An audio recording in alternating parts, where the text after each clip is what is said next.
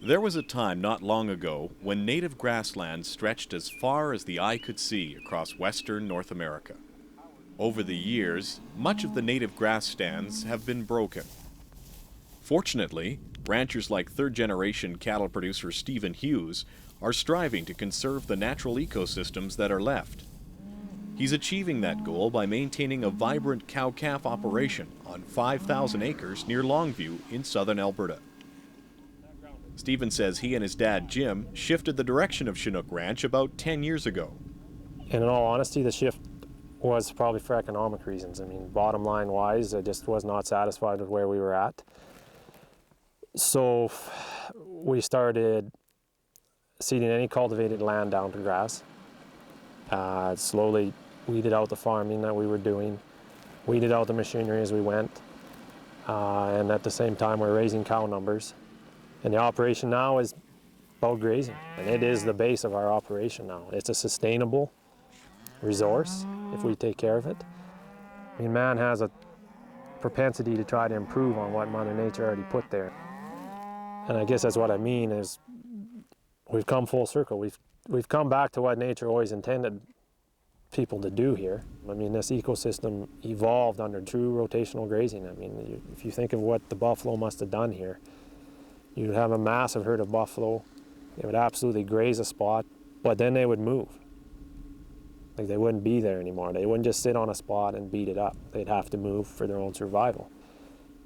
So I've sort of tried to take that philosophy into our place, and we try to mimic that kind of grazing as much as possible. And it's a two-pronged effect. I mean, we changed our grazing system for economic reasons, and we have ended up vastly improving the environment that our animals live in.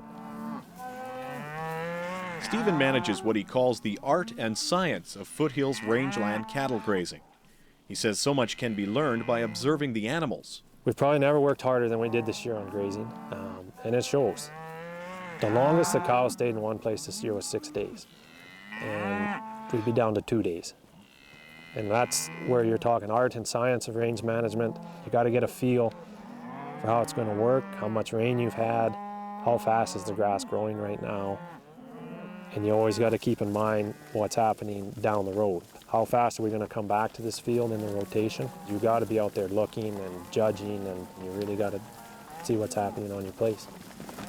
What you want to see is this level.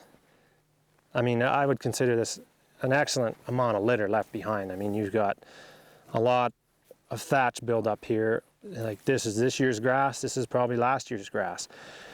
You know, you want to build up your thatch, you want to leave that for soil conservation. I mean, everything's as good as we can do for the cow. It also turns out to be as good as you can do for the environment, which is why you say they're not mutually exclusive. With the quick cycling of pastures to keep quality forage available to the cattle, modern technology does have a role to play in assisting Stephen on the ranch. A single strand of electric fence is used to manage the impact and movement of the cattle. As well, Stephen has made use of portable solar power at many of the watering sites. All the grazing management in the world doesn't really matter unless you have a good source of water to go along with it. And cleaner, better water they drink, better the cattle do, better it is for the environment that they're in. They stay out of the springs and the creeks. A lot of this kind of country would be zero water in it now anyways, if it wasn't for the wells that we've drilled and put a trough in like this, and everybody's happy. Future generation producers will feel the positive impact of the changes made on Chinook Ranch today. Stephen's daughters, Kayla and Josie, will grow up with and inherit those environmental benefits. Stephen is pleased but modest when it comes to being named the Alberta Cattle Commission Environmental Stewardship Award winner for 2003. You almost struggle with it. Like, in our particular area, I've tried to glean a lot of ideas from a lot of different sources, from family that are neighbors, but I've always tried to apply it to our place. I mean, no two places are the same. Keep your eyes open to what your place is telling you, what your cattle are telling you, what your riparian area looks like. Be honest with yourself, be open-minded. Don't get stuck in the rut that tradition can be.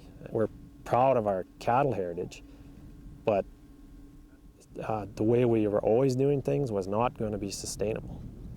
I think the public is interested in knowing that there's a real sustainable industry here. It's completely renewable as long as we take care of it and we leave it in good health for future generations.